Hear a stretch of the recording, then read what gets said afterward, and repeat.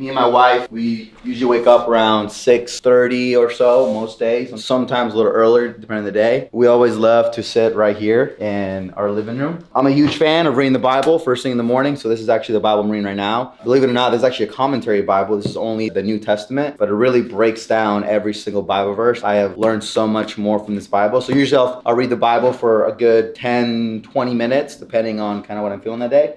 And then I always like to get into some type of self-help, personal development book. So right now I'm actually reading the Cash Flow Quadrant. I read this about 5 years ago, but I'm rereading it again just because I want to learn how to operate in that B and that I quadrant. This is a great book, by the way. It talks about there's 4 ways to make income. E quadrant, S quadrant, B quadrant, I quadrant. The E quadrant is the employee quadrant. That's where you trade your time for dollars. That's when someone tells you you're worth 20 bucks an hour, 50,000 a year. That you're trading your time for dollars. This is not the best way to make great wealth in today's day and age. Then there's the S quadrant, the self-employed. That's where you trade your skills for dollars. You're paid on results, not on effort, not on time. The better results you bring, the more you get paid. Now this one's great. This one, you own a job. However, both the E and the S quadrant, you have no leverage. The moment you stop working, money stops coming in. Now we get into the B quadrant, talks about the business quadrant. This is where people or a system pays you. There's a saying that it's much better to make 1% off 100 people's efforts versus 100% off one person's effort. The B quadrant teaches you how to leverage a system to where you can build, whether it's building a sales team, whether it's building a system that just runs itself to where whether you're working or not,